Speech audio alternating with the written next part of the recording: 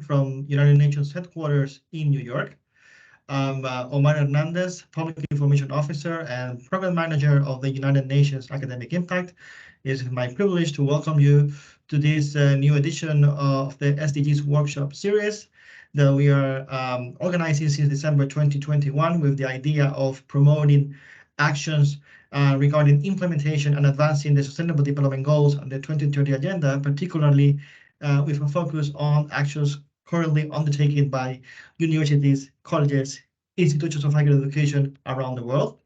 And today is a special day because not only we are marking World Refugee Day and commemorating this particular international day, but also we are co-hosting this with the United Nations High Commissioner for Refugees and our colleagues, not only in Geneva, but around the world.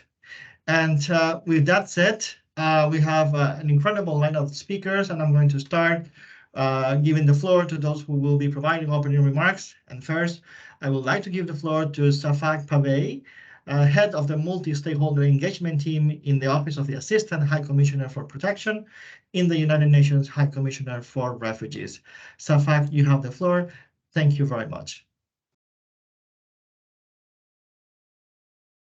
Thank you, Omar, for that kind introduction, and we are honored to co-host and to join hands with yourselves at United Nations, UNAI, ourselves, and GAIN, as we call, as a shorter name, standing for Global Academic Interdisciplinary Network. It is wonderful on this special day to be together, where we are marking, as you said, Omar, the World Refugee Day, 20th June, every year.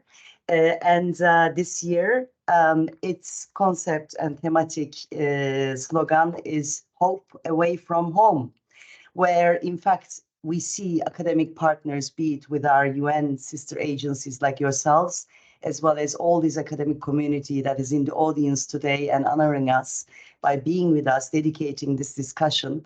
We are just taking it very, very, giving it a very special place, because we know across the world how academics are using their spaces, their voices, their influences, their institutions to open new opportunities, give a hope to a refugee, and many in numbers. So as you may know, we've just come up with, like every year around the World Refugee Day, we come up with our global trends reports as well as our numbers. And it is truly staggering now, having reached the forcibly displaced people's number in the world, has come to a record number of 110 million worldwide. That includes, of course, refugees, internally displaced persons, as well as stateless persons needing protection. One of the main thematic area that brings us together today with UNAI's great partnership is actually what connects us the most is the 2030 Agenda for Sustainable Development as a framework for action, leaving no one behind. And that includes the most vulnerable, those who needs protection, be it refugees, internally displaced persons, asylum seekers, and stateless persons. So Global Compact on Refugees, as you know, calls on all stakeholders, including states and others, private sector, academia, parliaments, cities, religious institutions, faith-based organizations, NGO community, basically to ensure that assistance is provided to refugees is consistent with the 2030 Agenda for Sustainable Development. In that regard, while the primary responsibility, of course, for responses, immediate responses to forced displacement remains with states, academic world can play a role in advancing refugee inclusion and solutions, as I mentioned. So by working with UNHCR and other partners, academic actors can help to generate evidence-based research on refugee issues. So research is one area that is embedded and highlighted in Global Compact. The second area is actually providing teaching training, capacity building programs, and those generations that actually benefit from your refugee law and inclusion lessons, lectures, programs shape the future policies. So we very much see a long-term great investment through that as well as immediate responses in refugee inclusion. That includes solidarity with refugees, meaning scholarships. So in this regard, UNHCR is proud of strengthening its engagement thanks to these partnerships that we have that is very precious to us, but also having invested in a model ourselves that has been developed through Brazil country offices investment in Brazilian universities, and that we now name de Mello in the name of Sergio Vieira de Mello, former High Commissioner for Human Rights, who has lost his life in the Iraq bombing, Baghdad bombing of the UN in 2003. So this model has been developed in Brazil to show solidarity with refugees through these objectives. And the model is very active in Brazil, and now we are expanding it and replicating it with other academic institutions showing interest, and in the UK, in the Dominican Republic, Ethiopia, Mexico, and beyond. So we would like to also have this opportunity of today to mention of that. I'm sure that wonderful co-chair of GAIN, Liliana, Professor Liliana, will be mentioning that further. Brazilian universities facilitated over 100 diploma recognition processes per year, provided language courses for over 2,000 refugee and migrant students.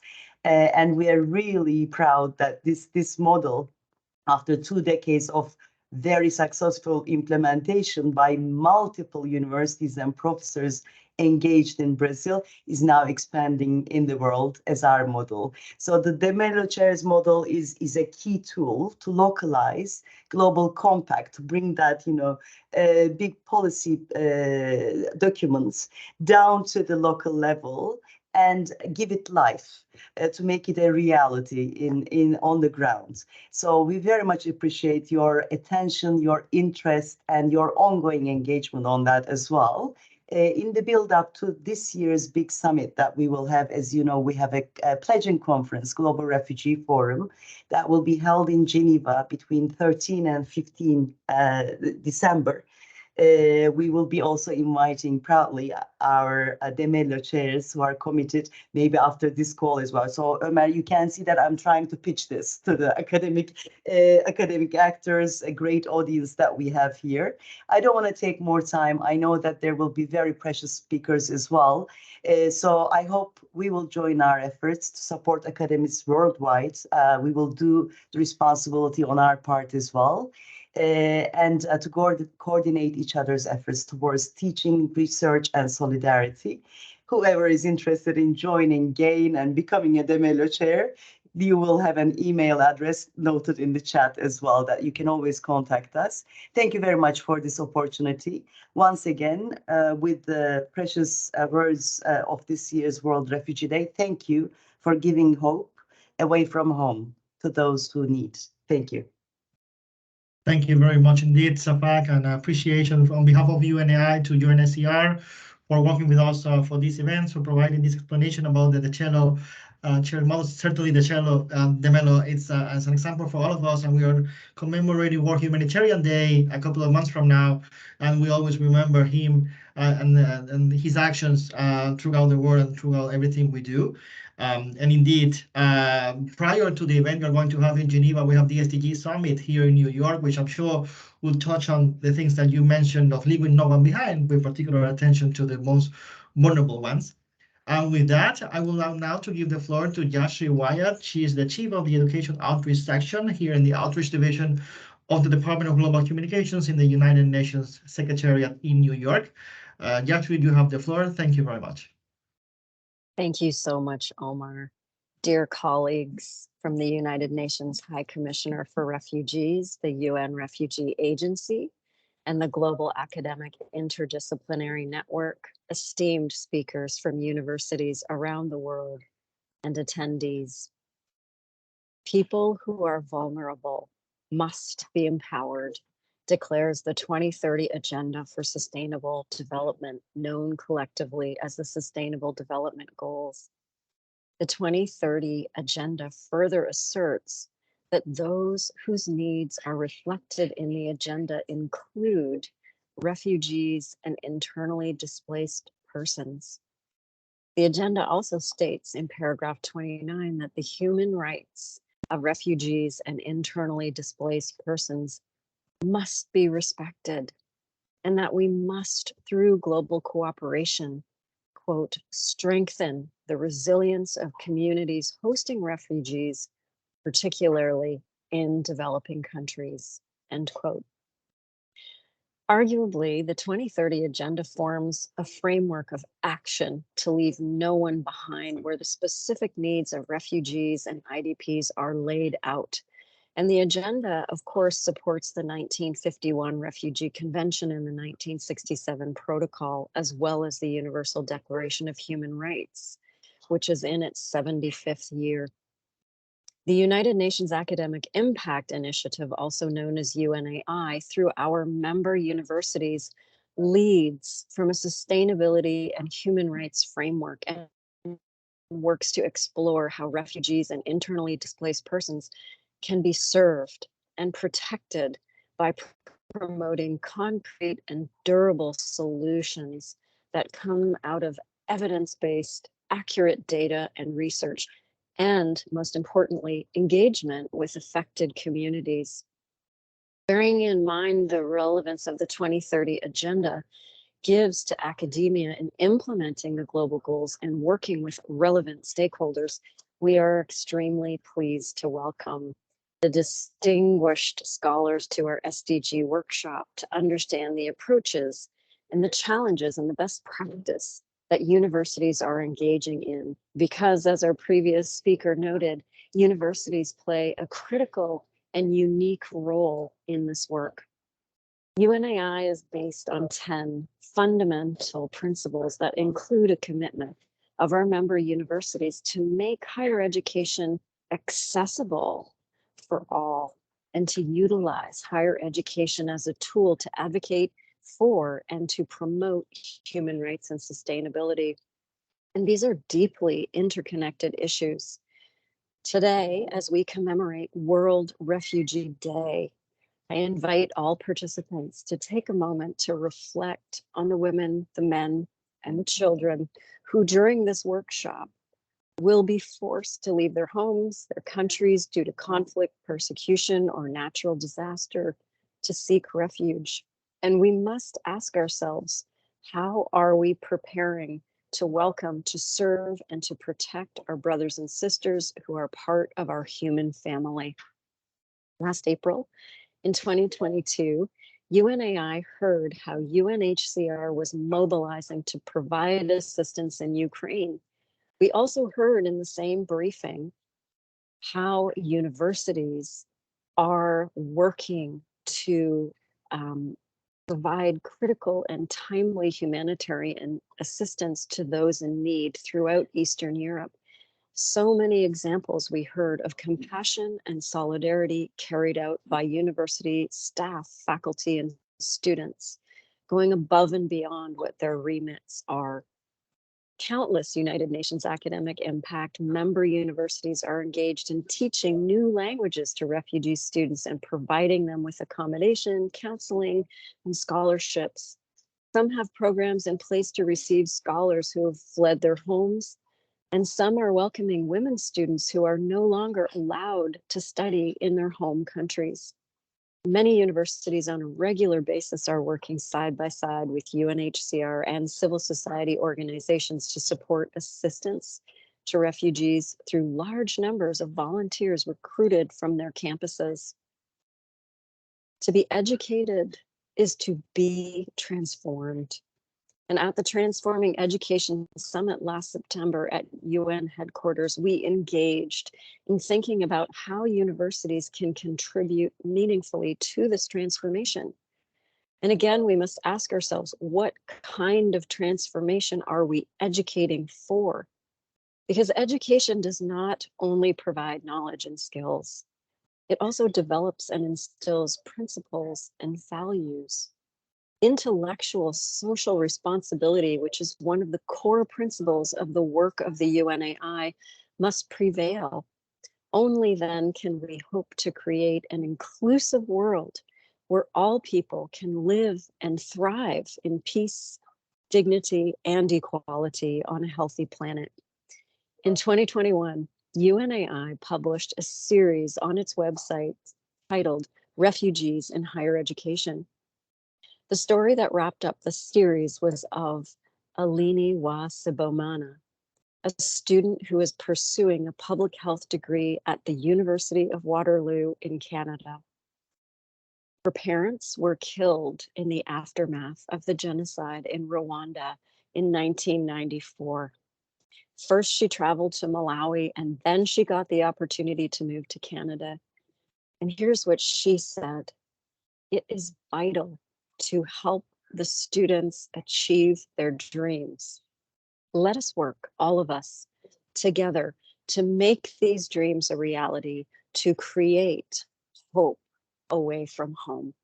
I wish all of you a very fruitful discussion today. Thank you very much. Thank you very much indeed, Jashvi, for those inspiring words. And those, along with Safak from the UN High Commissioner for Refugees, set the tone for our discussion today. And now we move on to the panelists. And I would like to start first with Liliana Lira Jubilud. She's the co-chair of the Global Academic Interdisciplinary Network, GAIN, and a professor and coordinator of the De Mello Chair at the Catholic University of Santos in Brazil. Liliana, you have the floor. Bom dia, and thank you very much. Hi, everyone. Bom dia. I hope everyone is well, and that we take this opportunity on World Refugee Day to always remember the challenges that refugees and other forcibly displaced persons face, as well as take this specific opportunity to think about and debate on education as part of our main discussion on solutions and inclusion of refugees. As Omar kindly mentioned, I'm the co-chair of the Global Academic Interdisciplinary Network that was created by the Global Compact on Refugees in 2018. The actual establishment of the network came on 2019, and it has been active ever since. The idea of including academia in the Global Compact of Refugees stems from both the perspective of having a whole of society approach to refugees integration and inclusion, but also protection, and also was inspired by the relevant role that academia has been playing in the protection of refugees, especially with this model partnership between UNHCR and universities in Brazil called the De Mello Chair that we are going to be hearing a lot more from today. The Global Compact on Refugees is part of a new wave of instruments of global governance that has been created and agreed upon by the international community since 2015. In this area, we can talk about the New York Declaration on Refugees and Migrants, the Global Compact on Migration, and Global Compact on Refugees.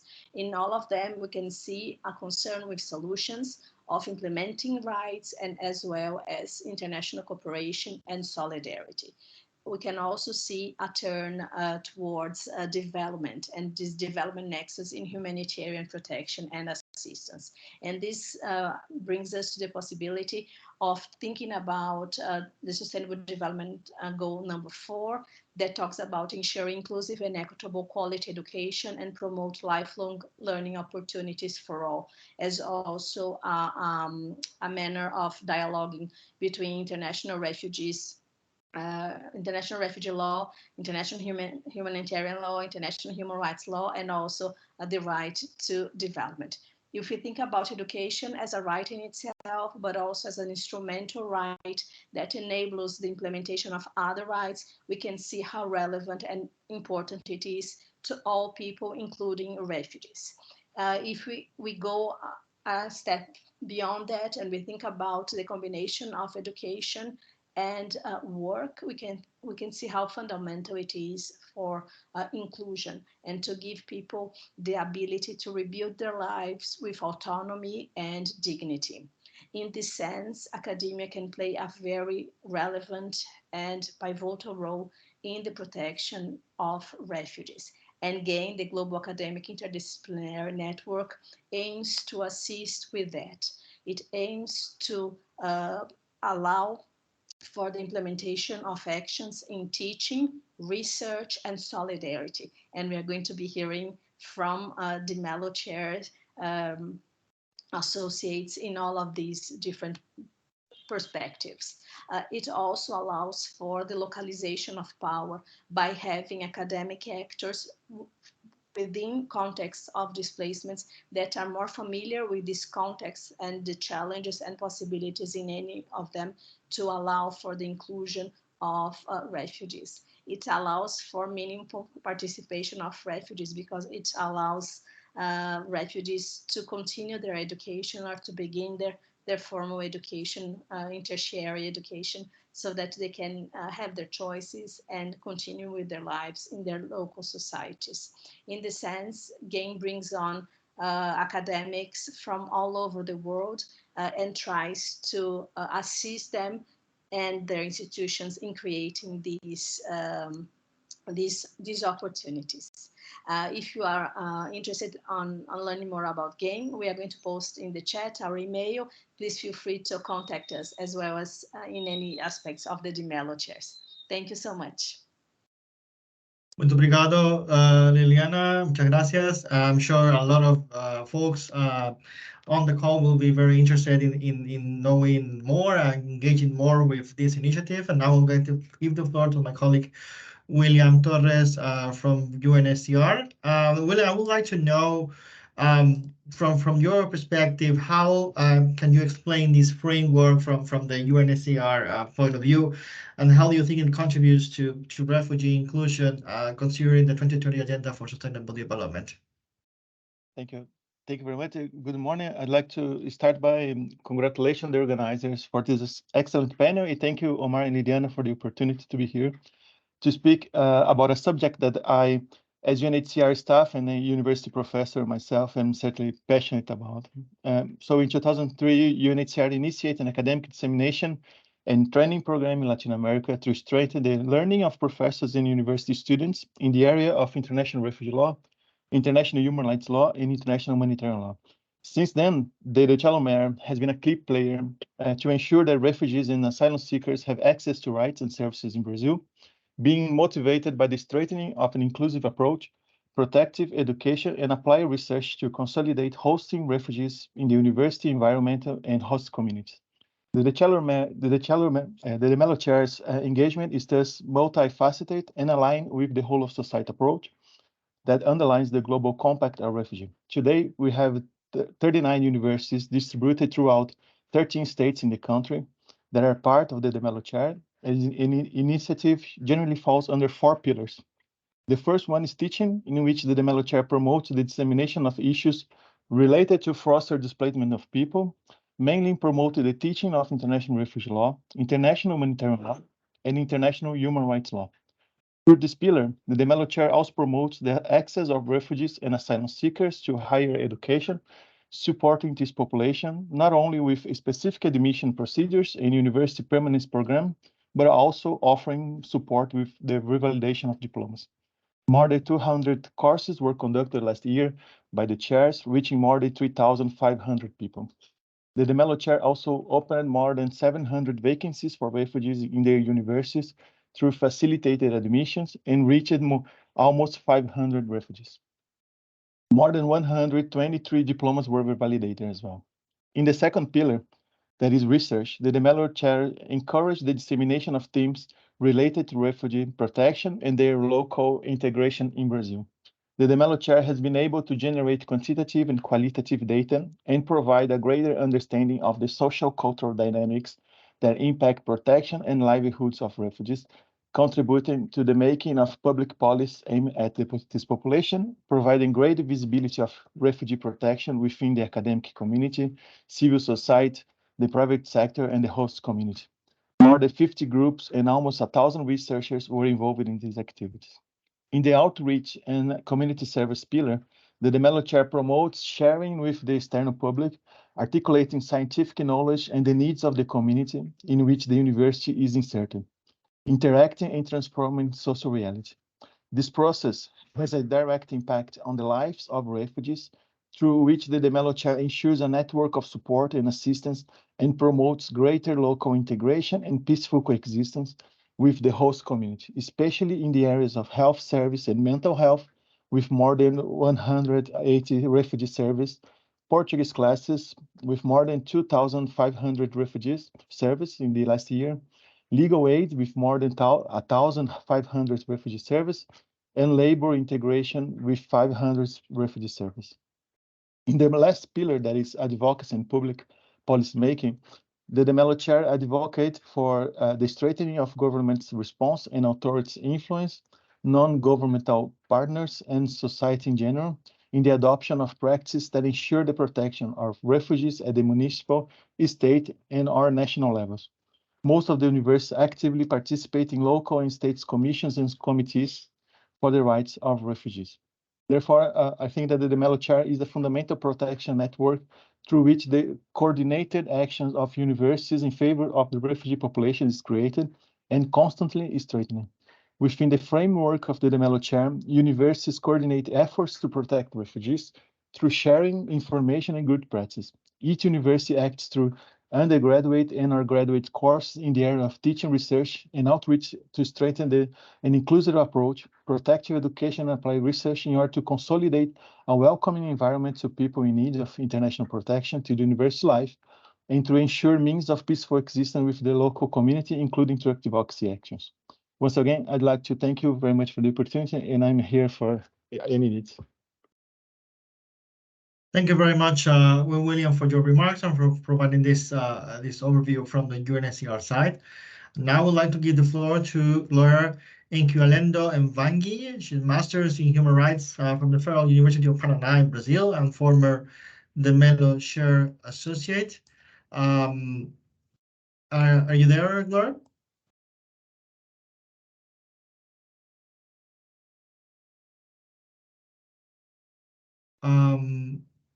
Or Gloria, I'm sorry if I am mispronouncing your name.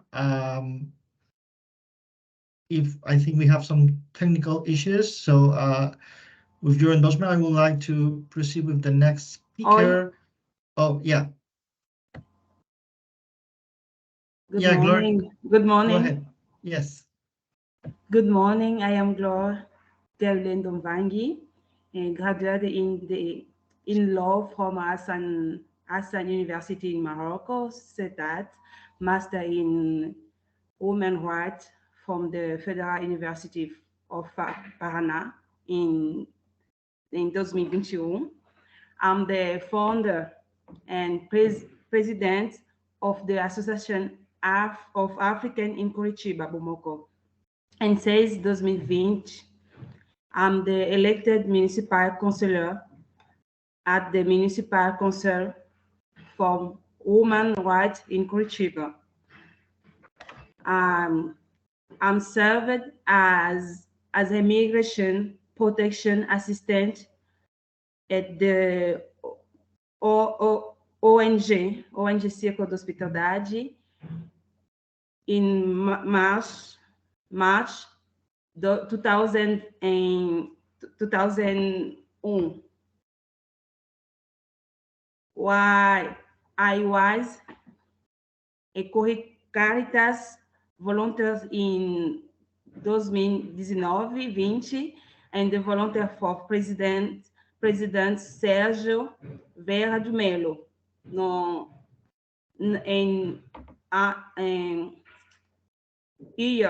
mesmo year. I arrived in Curitiba, December 2017, and why just in 2018 that I heard about Cátedra Sérgio Velho de Mera, UFPR, the project named SAL 28. First, I went there to inquire about the possibility of bringing my daughter for Kinshasa in second position to have information on the revalidation of my law degree obtained in Morocco, and to find out who to continue my studies. Why I did the master in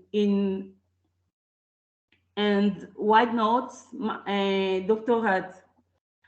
I was welcomed by the legal service of the Cátedra, which was made up of law students and had coordinating law professor.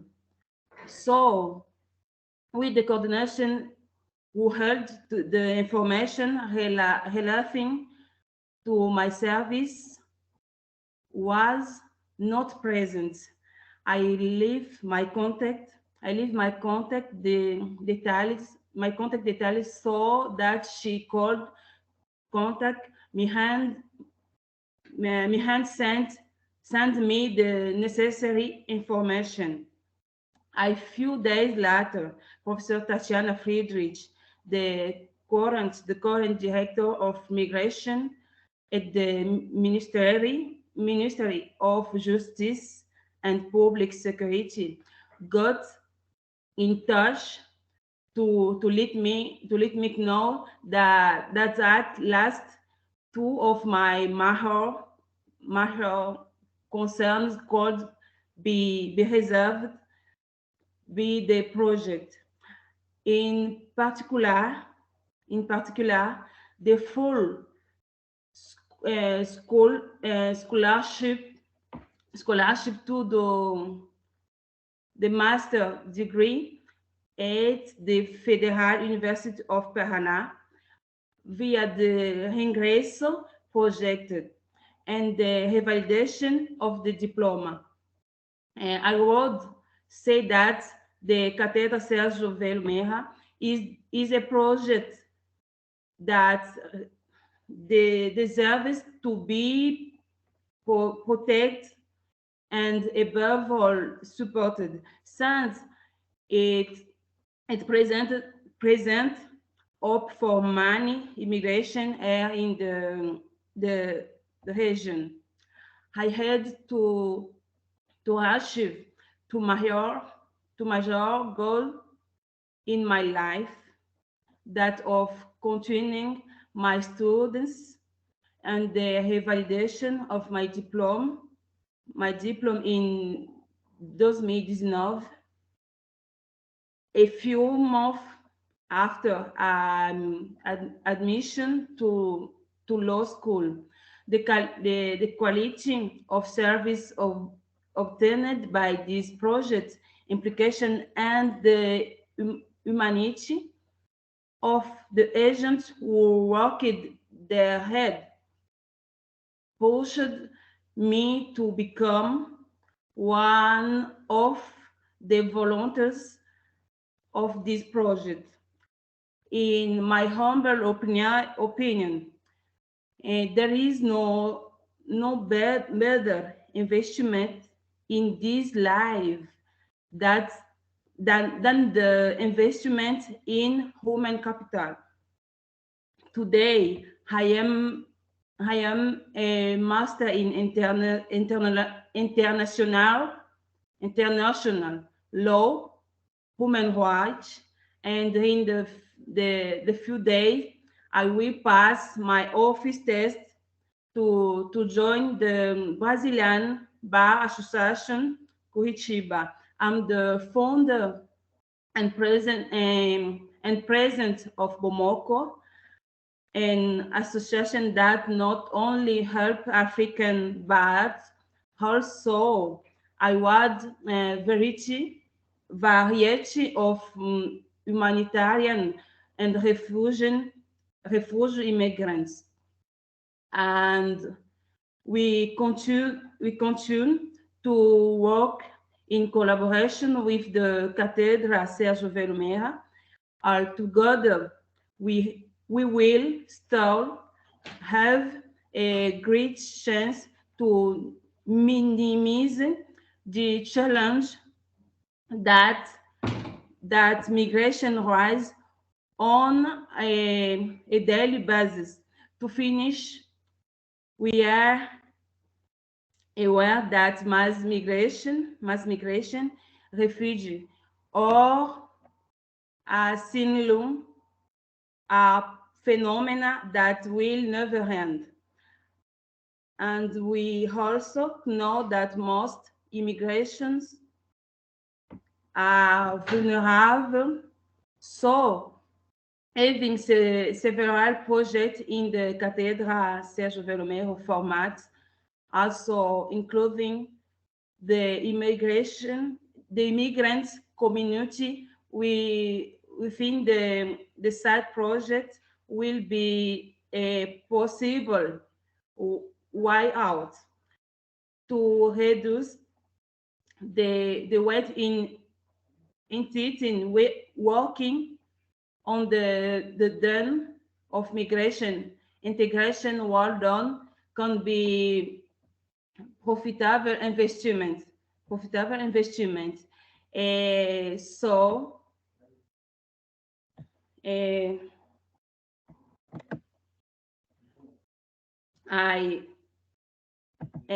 Sou muito grata eu speaking francês, português.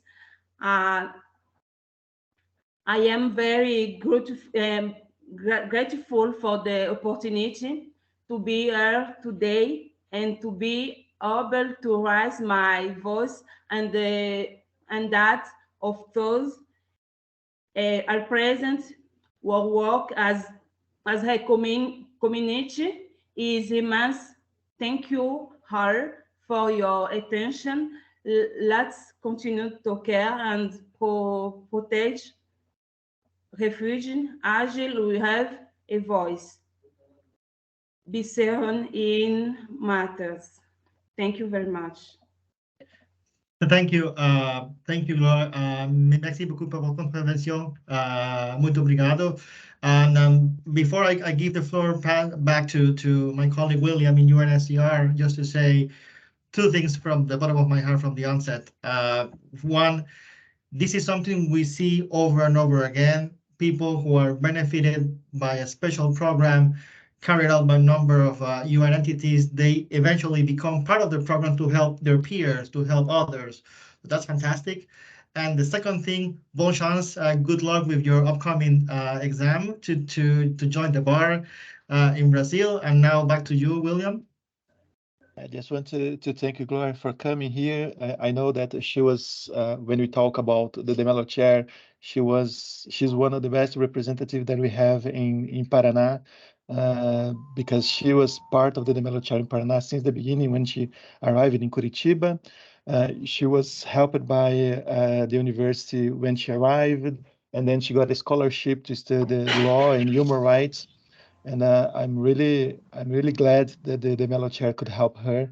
And now Gloria is helping others in Paraná as well. She has her own group and organization that is part of the commission, the state commission for migrants and refugees in Paraná.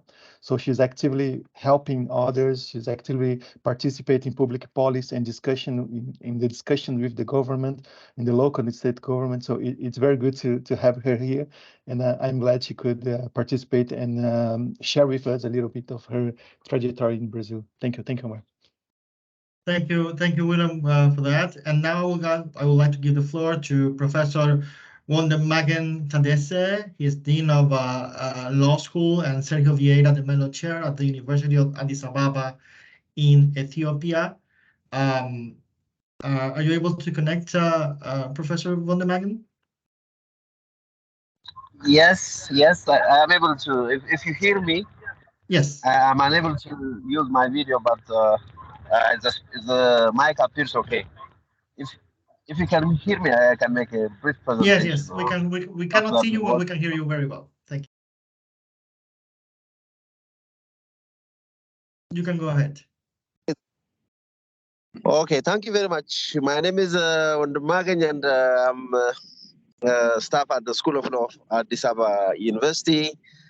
To make my brief presentation, one general thing, my school has been engaged in the promotion of the rights and welfare of refugees before the chairship as well.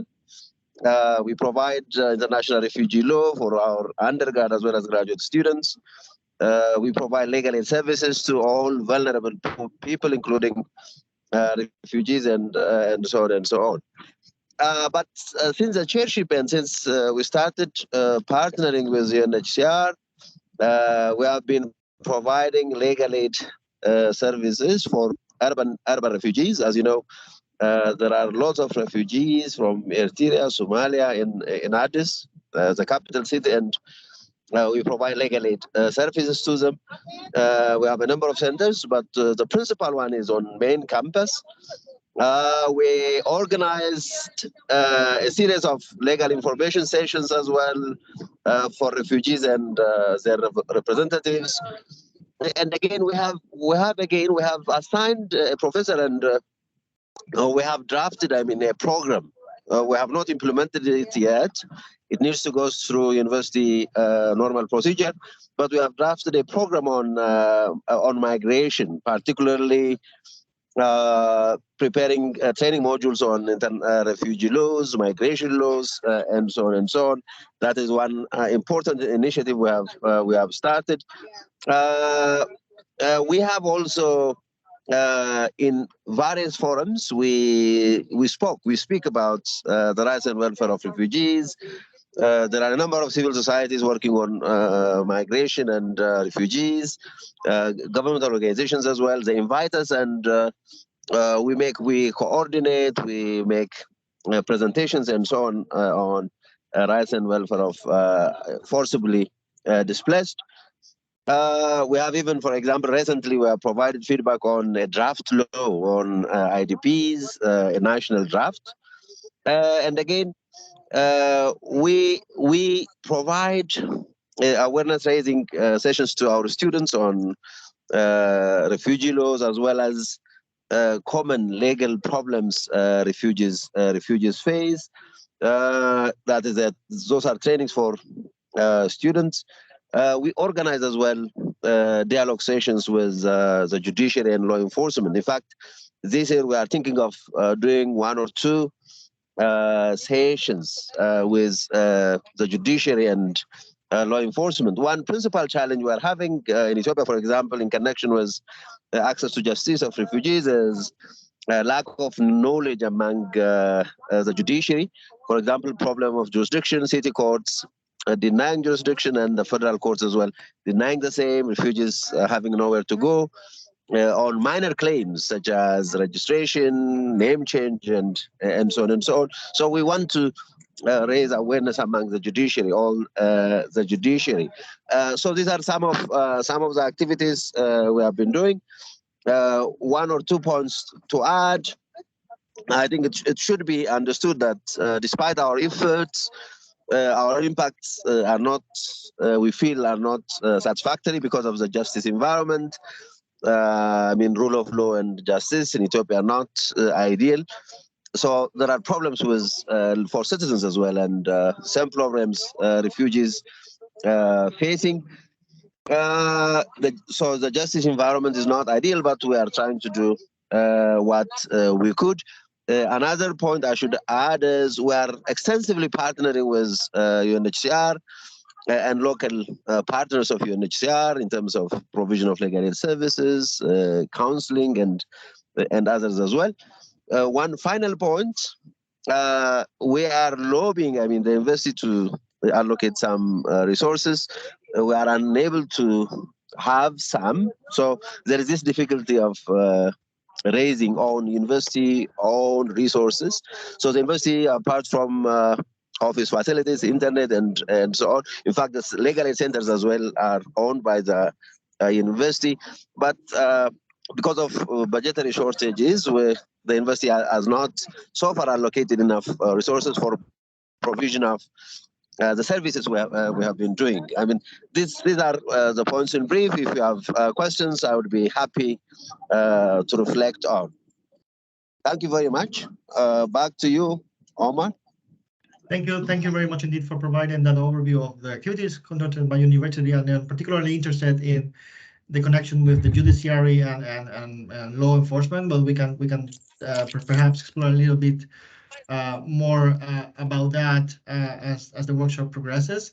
And now I would like to give the floor to João Carlos Janoshinsky Silva, Director of the Human Science Center and Coordinator on the Mello Chair at the Federal University of Roraima, which I must add is right next to my home state. I am from the state of Bolivar in Venezuela. So João, I would like to know, since you are right next to the border of my country and Brazil, which is your experience, not only dealing with the government at the local level, regional level, even national, federal level, but also, you know, your own experience dealing with people from my country and you know, and the direct connection with academia. How can you provide some details about that experience? Thank you.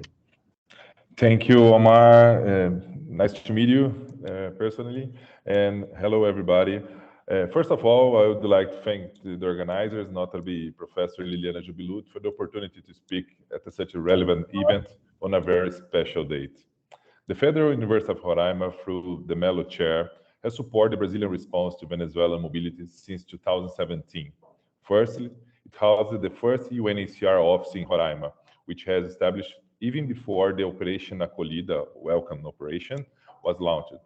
Furthermore, through the agreement, the university became the place to offer some service, such as a support for documentation and labor insertion in a space that received resources from UNHCR for its renovation. In addition to these actions related to the use of the university's space, the partnership between UNHCR and Federal University of Roraima allowed the development of several other actions, such as the training course for university professors in International Refugee Law in its 4th edition, and the first advanced course for university professors in International Refugee Law, who, in addition to promote knowledge of the subject in the Brazilian Academy, also provided vacancies for students and people working in the context of the Acolhida operation, which allow us to talk about training for action in the Brazilian response. Another important aspect was the research that was developed in the university. Today, the master's programs in the areas of human science at my university have a predominance of research related to the human mobility, problematizing and proposing actions to combat xenophobia, building public policies, think about vulnerabilities within groups in certain mode migrant people and refugees, thinking about the different nationalities that use Roraima as an entry point into Brazil, such as Cubans, Haitians, Indians, and others. Thinking about the solutions for the international mobility of traditional peoples like Warao, a present challenge and one that has made the Academy, UNHCR, and EOM to think of several actions related to these groups. It should also be noted that there is research in other areas, such as biological and health science, with dialogue with the fundamental themes of us to think about the insertion of refugees in our society, such as the dynamics of healthcare, the prevention of situations of risk, access to rights and health system, and most various areas like sexual and reproductive health support for the humans and LGBTQIA plus persons. There is also research related to the dynamics of the shelters and the access of these migrants to the right to the city, so that public spaces, even more in a state that has cities with presence of shelters, have the best structures and that not reproduce dynamics of social segregation and space of this refugee population. Finally, there are the actions that we will call auspices, which are the direct service of our university to the refugee population. In this regard, it's worth nothing that with the magnitude of the Operation Acolhida, actions that are traditionally developed by other professorships in Brazil do not need to be carried out our university, such as supporting documentation and access to rights. Our university has offered various training with emphasis on teaching Portuguese as a host language, a central element in the integration process of these immigrants and refugees, in addition to training focused on labor insertion, improving knowledge interaction of these people with the environment in experiencing during the integration path in Brazil. Training also focus on the specific groups that deserve special protection on that have a specific dynamics of access to rights. All of this has also developed with the search of strengthening the refugee present with the university space, which have been covered by addictions to support permanence, since studies offers these people the improvement of the condition of their integration, in addition to offering those who are in Roraima the opportunity to live together, learn, interact, and break with the prejudice that they eventually had in relation to these people. This is the most expressive result, not only for the University of Roraima chair, but also of the majority of Brazilian chairs, since our largest audience happens when we involve everyone, that is, refugees and no-refugees, who do from living together and from the knowledge transmitted by living together. Thank you very much.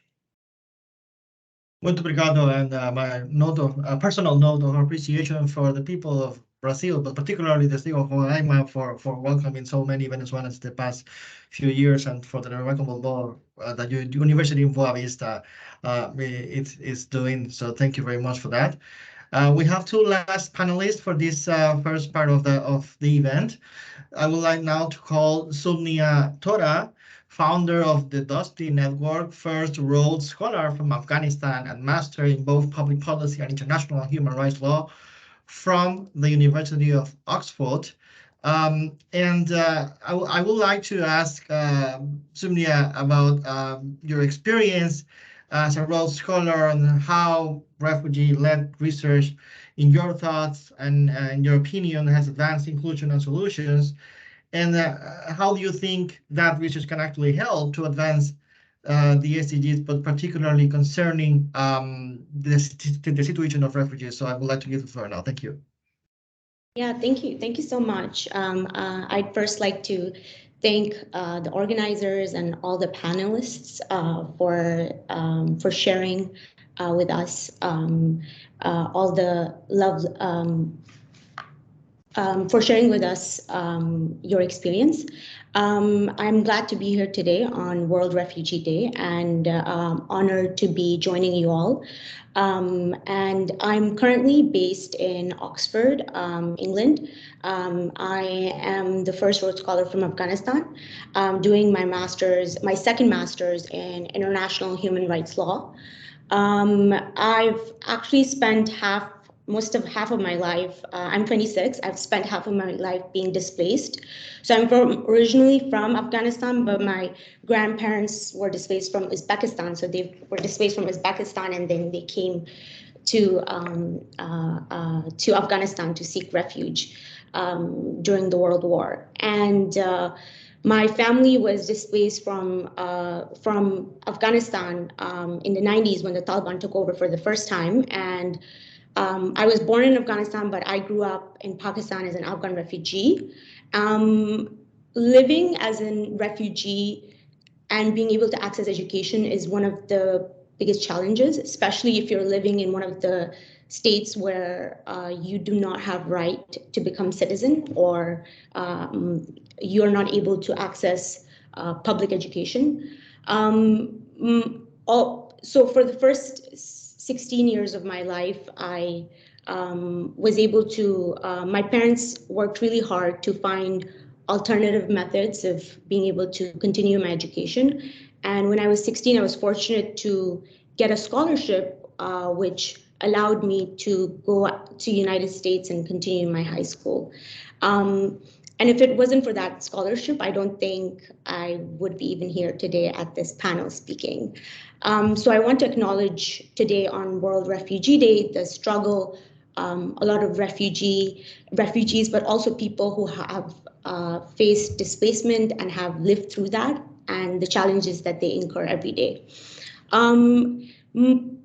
When I arrived at Oxford in 2020, at the time I was, I would say, one of the first students coming from a refugee background. And to be at an institute that is so elite and known all around the world, to me, it was shocking that there was no systems in place for supporting refugee students specifically, but also that the Refugee Studies Center at the time was not empowering students who came from displaced backgrounds to center their voices. And it took, I would say, 2 years and 3 years, almost 3 years now, we're here today. Oxford, due to mobilization of several students, but also more, as we're saying today with the conflict in Ukraine, with what happened in Afghanistan with the Taliban taking over, but also so many different regions that are also being affected by climate change. More and more people are being displaced and are being forced to leave their home countries. And that has now pushed the university, but also the Refugee Studies Center, to build a refugee-led research center, hub, for which I'm a voluntary, I've volunteered and been part of it. And I'm glad that more and more students who have lived experience of displacement are part of the institute and are doing research. My journey at Oxford, I would say, as a student, as a researcher, working on refugee issues, particularly focusing on the experience of refugee women from Afghanistan who, I would say, displaced women from Afghanistan, because most women are trying to seek asylum when they're trying to leave the country, and they face significant challenges in being able to get the recognition even as a refugee. My work focuses on that aspect. And it really started with August 2021, after the Taliban took over for the second time. At the time, I was finishing my first master's in public policy and actually planning to go back to Afghanistan and working with the Independent Human Rights Commission office. As someone who had lived most of my life being displaced, it was a dream to be able to repatriate and to be able to go back home. So it was something I had been looking forward to, and an end goal that I was working towards, living in the US, studying on my own away from my family, because they were still living as refugees in Pakistan and they had then repatriated to Afghanistan. And I wanted to go join them. But unfortunately, within the 2 weeks that I was intending to go back, the Taliban took over. And I soon found myself in a position where I had to help my family members get out of Afghanistan. And because of the risks that they faced from the media recognition I had gotten becoming the first Rhodes Scholar from Afghanistan.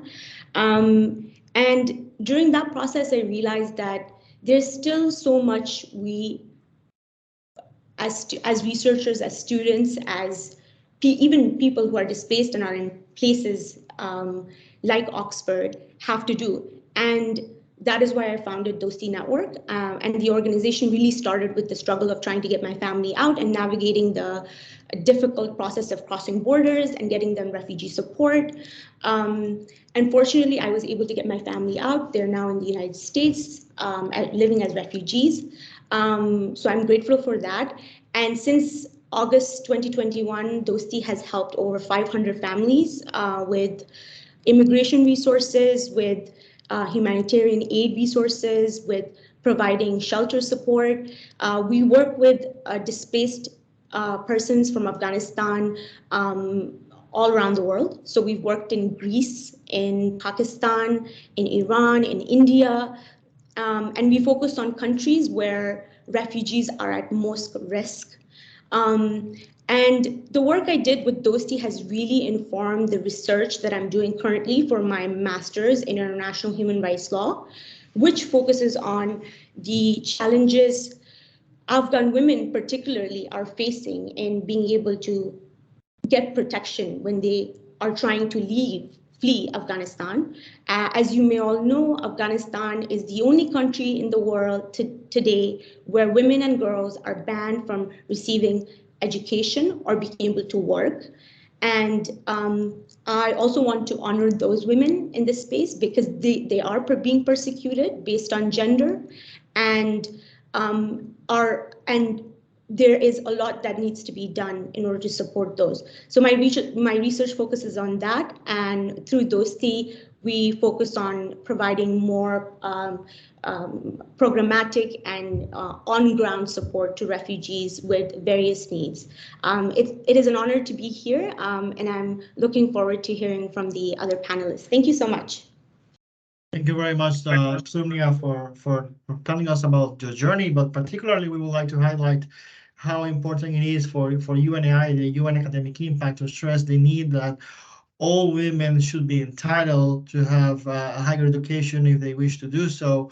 Our Deputy Secretary General, Amina Mohammed, has stressed this quite recently with the de facto the de facto government in Afghanistan, the Taliban, and she has stressed the need to revert these policies that certainly are against international standards. And also, we would like to highlight the fact that your current university, the University of Oxford, is also the UNAI hub for peace and conflict resolution, which is one of the core principles of UNAI of fostering conflict resolution precisely through higher education. So thank you very much for that. And now we would like to give the floor to the last panelist, who is also from Afghanistan. She's Zainab Madoudi, a refugee herself and a PhD student, again from Afghanistan, currently studying at Ferdowsi University of Mashhad in the Islamic Republic of Iran. Zainab, you have the floor. Thank you very much indeed. Hi, good afternoon.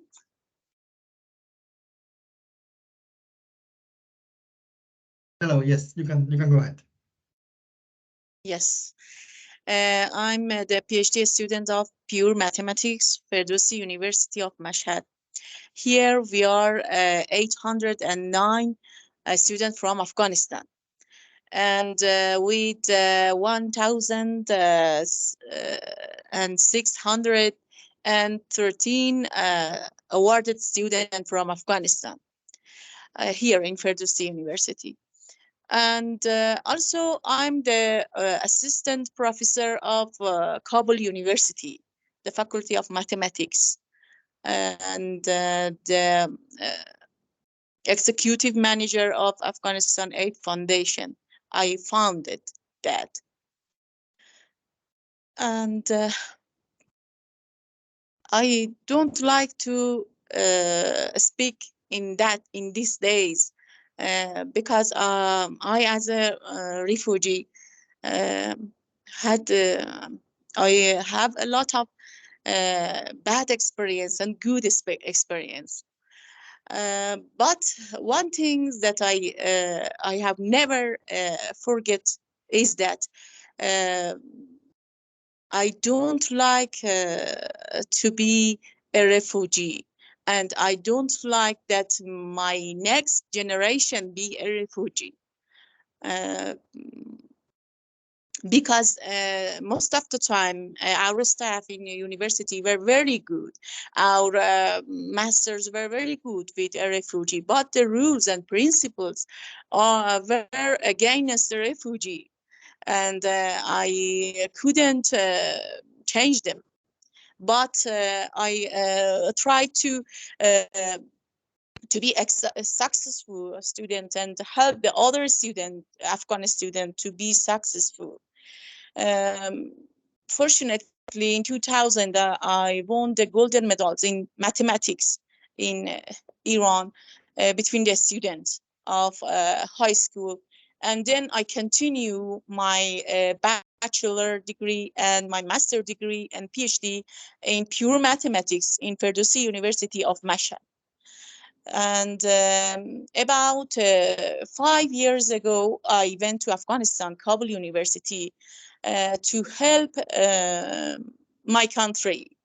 I think that they need me, their mathematics need me, because we didn't have any professor in mathematics.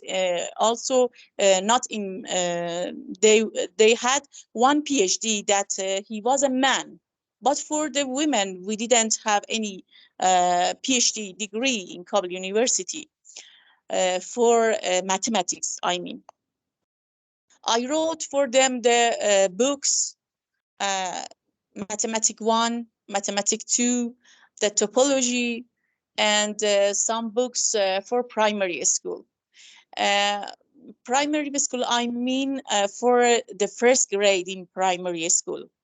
For those students that they can't have good teacher, they are in a village or some else.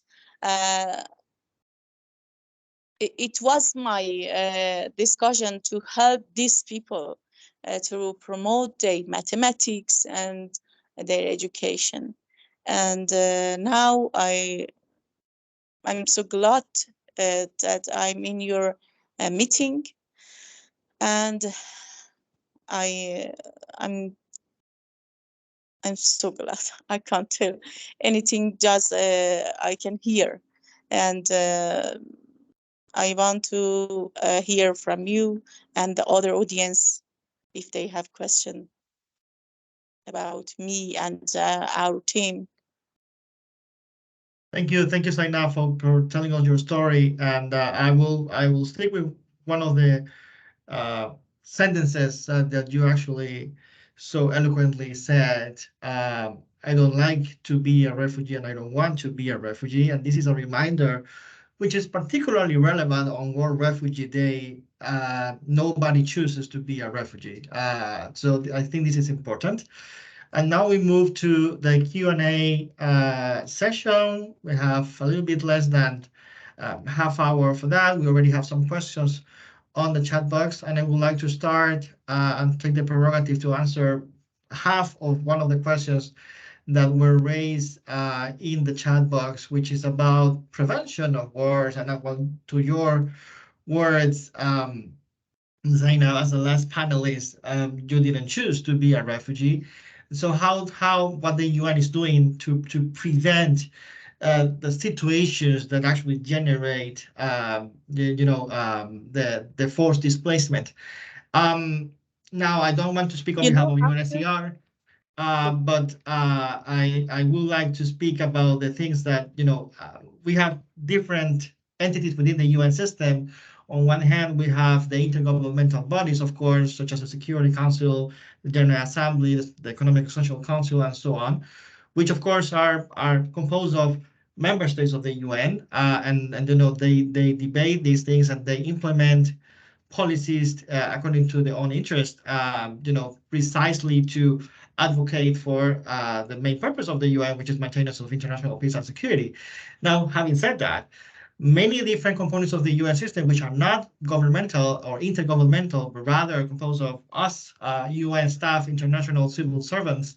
There are many colleagues in different parts of the UN, including at the Secretariat, who are working on prevention, on genocide prevention, on advocating and promoting human rights, on protecting our refugees. Even some of are working in early warning, which is a concept which is used in, for example, in the case of tsunamis and natural disasters, they're using the same methodology to see where in the world there is some serious risk of armed conflict or violence or the like, and to suggest measures that should be implemented or should be taking place in order to avoid any casualties or forced displacement or situations of similar nature.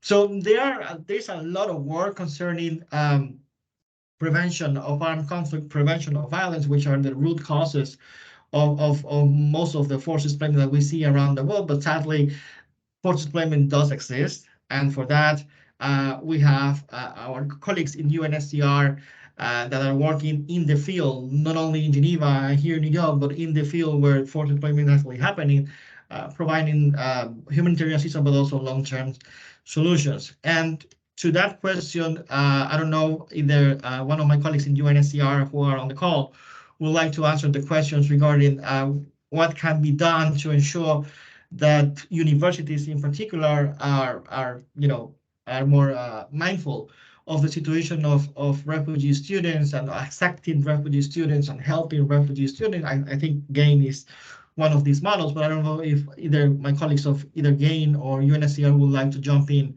on that.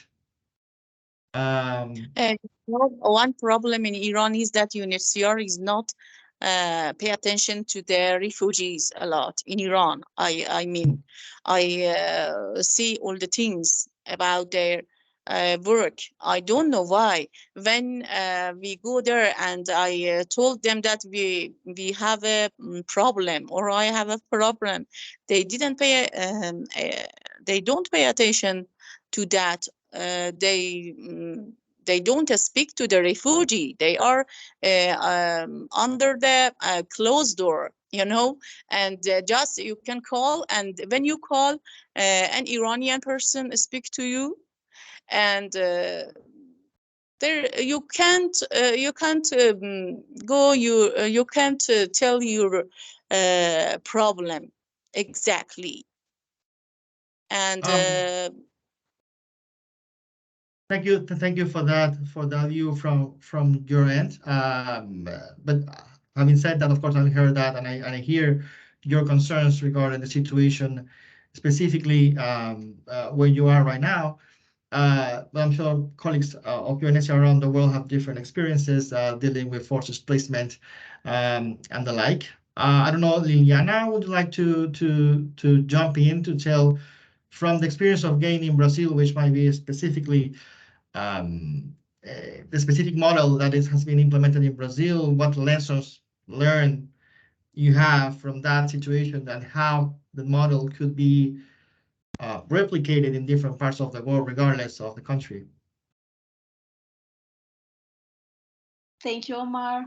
I think the main lessons learned that we have is the possibility that we have this very big room for positive actions by universities. I think in this partnership between universities and UNHCR, the DeMello Chairs model has proved to be a very inclusive model, a model that has had impact on the lives of refugees and other forcibly displaced persons here in Brazil, that allows for university autonomy, so that not only we still have our independency to gather evidence, to make analysis, to comment and criticize the things that we see that need to be fixed, but also that each university can adapt their action and their plan of action to their specific reality. There is not a one model fit all. It's a partnership that can be developed by practice. And I think if William wants to jump in to highlight the main positive outcomes that we have, that would be great, because UNHCR has been able to develop a measurement system that allows for indicators that showcase and evidence how important and relevant this partnership between UNHCR and universities has been in Brazil. We have an annual report, and I think from that we can get the numbers that showcase these impacts in refugees' lives, even though when we are talking about refugees, we have to keep in mind that we are always talking about people and persons. So we need to be mindful not to focus only on the numbers. Thank you. Thank you. Since you mentioned our colleagues, William in UNHCR, In addition to what complementing what Liana was saying, there was a question regarding is a very technical question which I heard a long time ago in here in New York in an event concerning refugees, probably 5 years ago or so, regarding the fact that refugees, when they start their forced displacement, they don't carry necessarily all the diplomas and transcripts and all that. So it's a challenge not only to those people pursuing academic careers as scholars or professors, but also for students, because they have literally anything and so this put them in a disadvantaged situation. So in your conversations, William, with either the government or the universities, have you addressed these kind of situations, including language barriers and many others? Yes, thank you, Omar. Thank you, Liliana. Yeah, I think that it's difficult because we have to. It's too many universities and institutions that we have to go on one by one to explain the situation, to tell them what is happening, how they come. So it's always challenging, like to make sure that many of these stakeholders will understand and be open to refugees and to help them. So we are fortunate enough that in Brazil, the government and the universities are more willing to accept. And then from that and from the network, and because today the Mello Chair is it's a strong academic network, and then we managed to have some of this support and to engage more and more other universities in the government. So from that we managed to make some facilitate programs for entering, for scholarship, and for diploma validation, explaining to them that they have these difficulties and then they don't have all the documents on hand when they come to Brazil, which means that we have to, be creative when we are dealing with the situation. So some of the university, they usually take a test, they make a test for them to ensure that they know that subject. Others accept documents as they are. Sometimes they are the documents, you only have part of them, or the document is not actually stamped and everything else, but you kind of accept them as they are. So for each university, we try to come with creative ideas. I will leave to you the website from Cátedra in Brazil. We have the report in English as well. So if you want to take a look on one of the initiatives that we have, it's not only numbers, as Liliana said. So we have some explanation of programs that they have been done, and I'm happy to be in contact with you as well if you have if you want an information of if you want a practice that we can share. I will leave my email as well. Okay, thank you. Thank you, William. I don't know, Wanda Magan, if you are still on the call. You were mentioning the work that your university has done with the judiciary and law enforcement, in addition, of course, to working with students. So I don't know if you can elaborate a little bit about that. How's your experience dealing with the judiciary? Because most people, and I always say this, and I come from academia myself, I used to be a professor a long time ago, it's not only about the teaching that is done on campus with students, which is the traditional model, if I may, but students around the world do a lot of work training external audiences and key stakeholders, lawyers, attorneys, judges, even. So I don't know if you want to elaborate that. What lesson have you learned from that? Yes, normally we use senior students, senior law students. At the beginning, we train them. We train them on international refugee law, legal challenge of refugees. We identified. I mean, we have been doing lots of research on access to justice, refugees, and we know what kinds of legal challenge refugees bring to court. So we provide initial trainings to senior students, around 40 or so of them. Then we select few, around 10 for each semester, and they would be paralegals speaking to refugees, providing information to refugees, and so on and so on. Of course, there are supervisors, there are supervisor professors, there are focal persons as well. So this gives the opportunity, one, senior students graduating, undergraduate students, they become familiar with the state of rights protection of refugees in Addis Ababa and in Ethiopia. They become familiar with refugee law and laws, areas of laws that frequently should apply to refugees and so on. That is one. Another thing, they provide legal advice.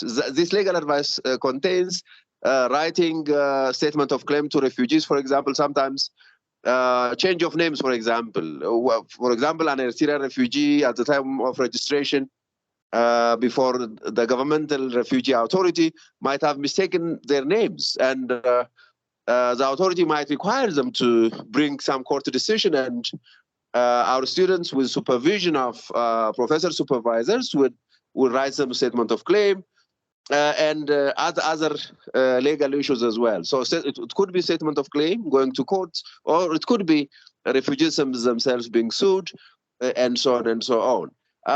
So this way, students would provide a legal aid service. In fact, this year, in collaboration with UNHCR, we have even designed court representation to refugees in case some exceptionally, in many cases, refugees do not need any legal representation and do not need lawyers. But in exceptional cases where they need, we have devised ways of obtaining the services of licensed practicing lawyers as well. I mean, our staff as well are practitioners, but again, there are outside practitioners, volunteer practitioners, and we have we even provide small amount of money compensation like transportation, for example, for lawyers representing refugees. Those are the kinds of services, those are the kinds of students' engagement with refugees and others, forcibly displaced as well. Omar?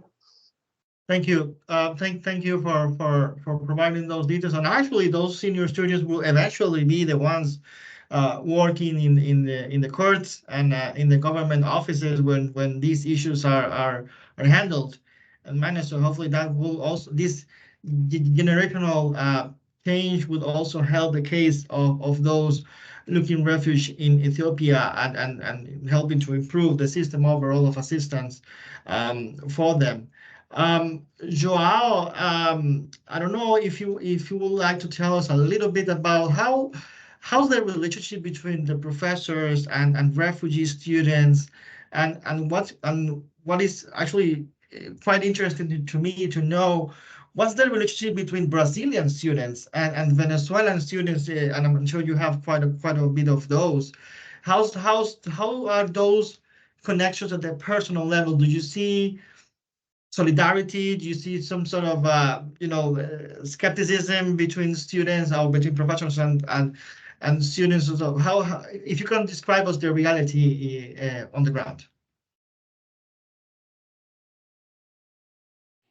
Thank you, Omar. We have a lot of good experience in terms of this integration between the students.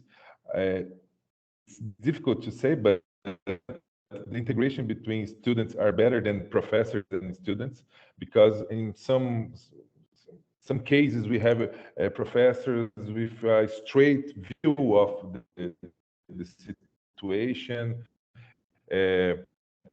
The people entering the university and they want you need right better and this kind of stuff.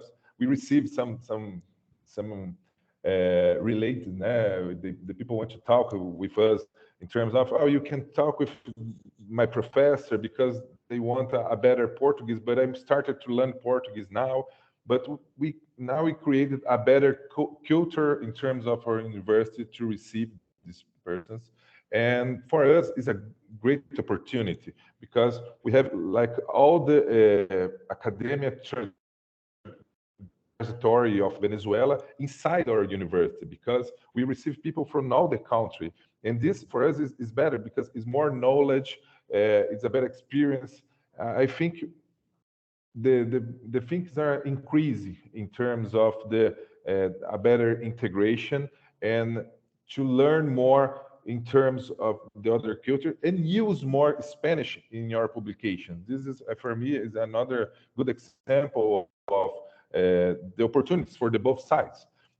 But we have some problems in some cases. It's difficult, but our rector, our dean, worked so hard to put these people inside the university and create a new perspective in terms of the future.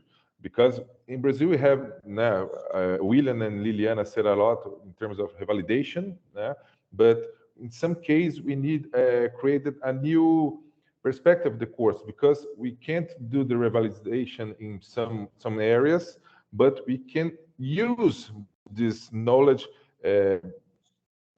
constructed in other places to just to finish the courses. I think we can develop this in a better terms for us, because it's important. The people don't need to stay 5 years in university. Maybe 2 or 3 years with this previous knowledge will be a good experience. Thank you, Joao, for that. And indeed, we agree that there are a lot of positive outcomes of this engagement of universities in the situation of refugees. Of course, there are many challenges, and we would like to again pay due consideration to our colleagues, not only of UNHCR but also of the UN system in general. We're talking about UNICEF, the World Refugee Program, the Office of Coordination of Humanitarian Affairs, and many other entities of the UN system who are doing a great job and a very significant and human-centered work in the field, helping those who are fleeing their countries because of violence or because of whatever other reason. So let's keep that in mind. Let's keep it in our prayers and our hopes, and let's give them the dignity that they rightfully deserve. And with that, because sadly we are coming to the end of the workshop, I will like now to give the floor for some closing remarks to Jeff Gilbo. He is the co-chair of the Global Academic Interdisciplinary Network. Again, we have heard a lot about it, and professor and the Mellon Chair at the University of Essex in the United Kingdom. Jeff, you have the floor. Thank you very much. I hope you can all see me and hear me. I'm currently sitting in First Sight Art Gallery in Colchester. This is because we held a local event this afternoon. And I want to share with you one piece of artwork that was here, because they have a Hope Away from Home theme going on at the present. I'll share it very briefly. I hope you can see that. Picture of the houses that were made by children who'd been exposed to the art of refugees who live in and around Colchester, which is a city of sanctuary and hosts a large number of refugees and asylum seekers. As Omar Hernandez has just pointed out, I am a professor at the University of Essex, which is a university of sanctuary sitting in Colchester, a city of sanctuary. And this is important because it reflects GAIN values. GAIN is based on paragraph 43 of the Global Compact on Refugees, promulgated in 2018. And that sets out that we should try and enhance teaching, research, and solidarity with refugees, other forcibly displaced persons, and stateless persons. It's significant in this regard that academia is now recognized as having a role to play in trying to protect refugees and other forcibly displaced persons, but also to provide sustainable and durable solutions. Sometimes that will be directly through providing a home for displaced scholars, providing scholarships to refugee students who've had their studies interrupted and who can now come and study in the United Kingdom or in other countries, providing distance learning packages for those students who cannot make it out of the country where they now find asylum, but who can still, through the internet, much as we are doing now, continue their studies. As has been said, there are 110 million persons within UNHCR's mandate, 76% of them in low or middle income countries, 70% of them in the neighbouring country to that which they had to flee. Turkey has 3.6 million, Iran has 3.4 million. Okay, we are talking large numbers of people who need protection and solutions.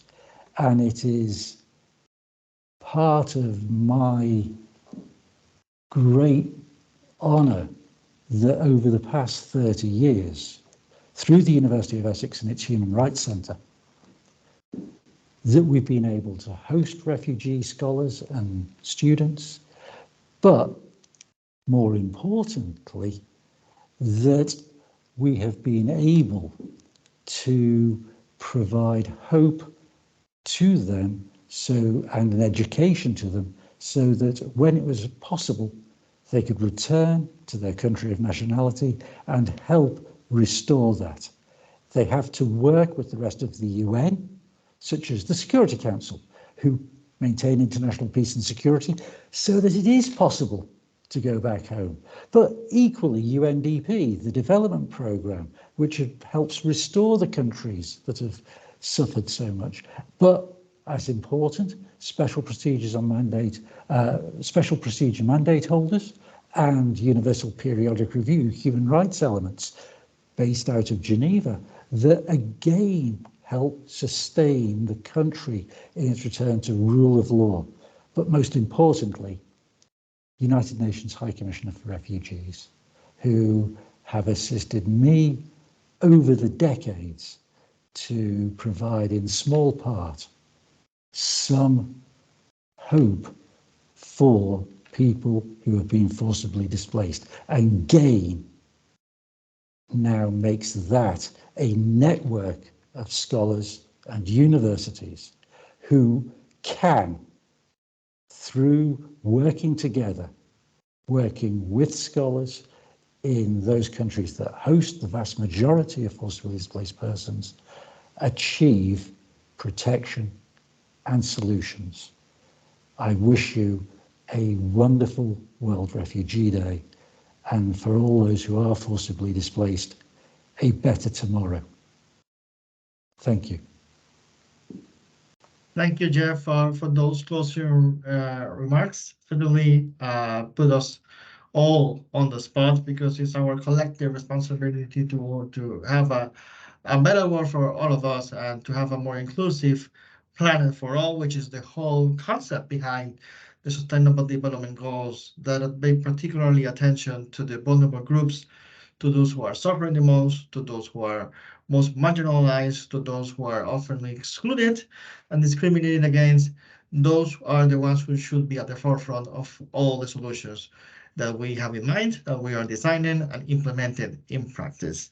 And with that, I would like to conclude. As a reminder, because I saw somebody ask a question, between today and tomorrow, I will post the recording of this event in the YouTube channel of the UN Academic Impact, and the link will be sent to all those who register for this workshop. Please go to the website of ours regularly, www.un.org/academic impact, and we publish there the announcements of the different events, both in-person, virtual, and hybrid, that we organize.